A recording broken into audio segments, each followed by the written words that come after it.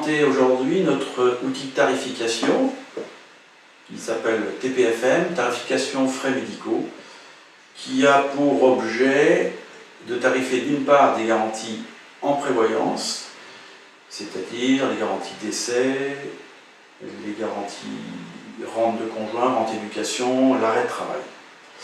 Et parallèlement, la tarification des frais de santé. Donc cet outil, vous le lancez comme tous les logiciels. Vous avez un utilisateur avec son mot de passe, ce qui vous permet de rentrer donc dans l'outil. Cet outil dispose d'une première fiche qui s'appelle distribution des études, dans laquelle on va enregistrer donc toutes les études qui vont arriver et que l'on doit traiter. Ces études comportent un certain nombre d'informations générales sur le nom de la société, le contact dans cette entreprise, son code SIRET, etc. Sa ville, son code postal et des informations sur les apporteurs, les courtiers, etc. Donc c'est une fiche générale qu'on peut compléter ou non dans sa totalité ou partiellement.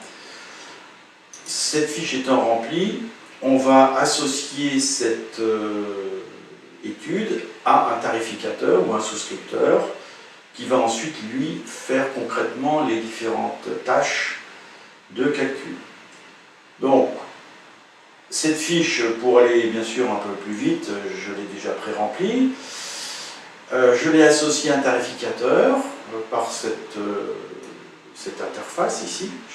Je l'ai affecté à un tarificateur ici qui s'appelle admin TPFM. Je pourrais donc l'affecter aux autres souscripteurs. Ensuite, cette étude va être affectée dans un arbre à gauche, dans l'arbre du cahier des projets. Et donc, toutes nos études vont être classées par domaine de tarification, tarificateur,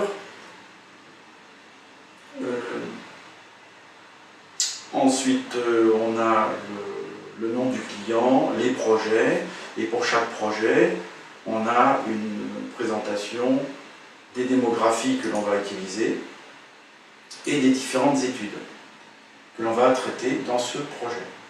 Donc dans notre exemple, j'ai considéré le tarificateur ici Maxime Test, le projet 100-709 Test. Dans ce projet, pour ce client, pardon, j'ai baptisé Test, j'ai un projet en 2016 pour janvier. Et dans ce projet 2016-1, j'ai 2 démographies et une étude que j'ai commencé à compléter. Alors concernant les démographies, classiquement, on renseigne un certain nombre d'informations sur la situation des salariés, c'est-à-dire le nombre de célibataires, le nombre de mariés, etc. Les CVD0, les M0, les M1, mariés sans enfants.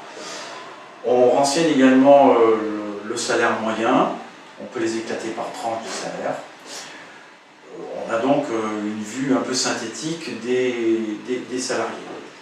On peut aussi renseigner cette démographie à partir d'une démographie détaillée, tête par tête, que l'on peut importer, où là, effectivement, on a une information plus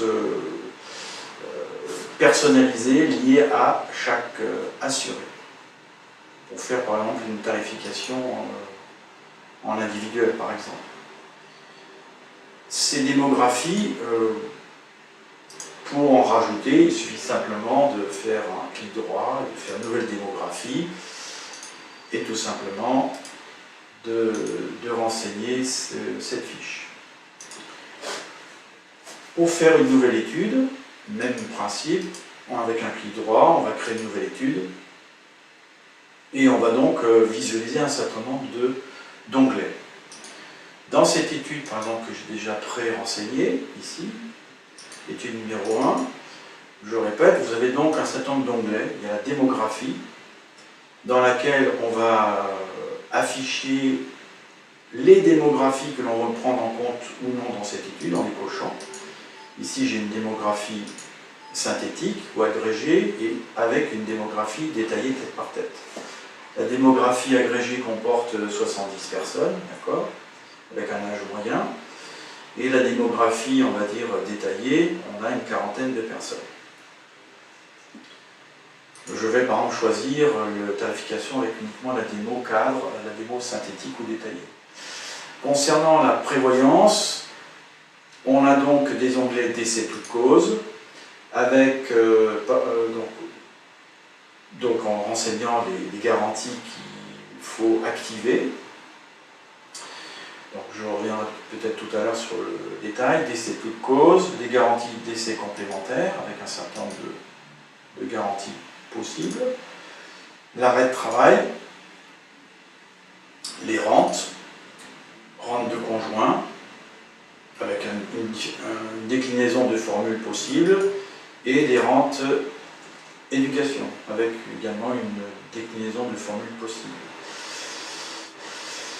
Parallèlement, vous avez les frais de santé qui sont classés suivant une arborescence que vous avez ici à gauche. Donc l'hospitalisation qui comporte un certain nombre de postes, les soins courants, la pharmacie. Et pour chacune de ces rubriques, vous avez donc des prestations que vous allez tarifer, qui sont exprimées en remboursement de la sécurité sociale, en pourcentage du tarif de la base de remboursement de la sécurité sociale, en pourcentage du PMSS, des frais réels ou d'un forfait en euros. Donc il suffit simplement de renseigner les cases, on va dire, pour que le calculateur vous affiche pour chaque garantie la cotisation qui correspond à cette garantie, ce qui permet bien sûr d'évaluer, d'avoir un ordre de grandeur du poids de cette garantie dans un total que vous avez ici. Dans notre exemple, vous avez une cotisation uniforme qui va être payée par l'ensemble des salariés de 5,8519% du PMSS, ça sera la cotisation mensuelle. Voilà. Donc la procédure est techniquement très facile à utiliser, sans être vraiment dans on ne demande pas donc de compétences d'informatique ou de tarificateur. Il suffit simplement d'avoir une bonne connaissance du métier pour saisir les garanties d'un cahier des charges et de démarrer la tarification. On peut également saisir des options dans l'outil, c'est-à-dire souvent dans le cahier des charges on a des garanties de base et des options complémentaires, options 1, 2, 3, qu'on peut également simultanément saisir dans l'outil. Un onglet récapitulatif vous permet de visualiser donc ce qui a été saisi dans l'onglet frais de santé. Vous avez également un onglet pour la prévoyance dans lequel vous pourriez visualiser tout ce qui a été saisi avec les différentes garanties. Les paramètres associés vous rappellent les chargements que vous avez utilisés pour chacune des garanties principales en prévoyance et en frais de santé. Voilà. Je reprends vite le décès. Supposons que vous ayez une garantie exprimée en 100% du salaire pour les célibataires, 100% pour les mariés sans enfants, 150 pour les CVD1, mariés avec célibataires de divorcés avec au moins un enfant, et M1 par exemple 150%, et 50% par enfant supplémentaire à partir donc après le premier. Supposons ces garanties choisies. Vous avez donc dans le récapitulatif de l'onglet prévoyance l'impact, vous voyez, de la cotisation calculée par rapport à ce niveau de garantie et pour la population qu'on a sélectionnée ici, les cadres, pour 70 personnes, pour un âge moyen de 40. J'aurais pu choisir la démographie détaillée pour calculer un tarif moyen. Et donc là, vous avez, pour la même garantie, le calcul immédiat de la cotisation qui tient compte de cette nouvelle population. Parallèlement donc à cette saisie de garantie, vous pouvez présenter des documents projets que vous allez ici sélectionner dans ce tableau. Donc ces projets, il suffit simplement de choisir les documents que vous voulez générer sous Word. Ces documents, vous les préparez bien sûr avec votre logo. Et ensuite, il suffit tout simplement de générer le tableau que je souhaite pour générer ce document.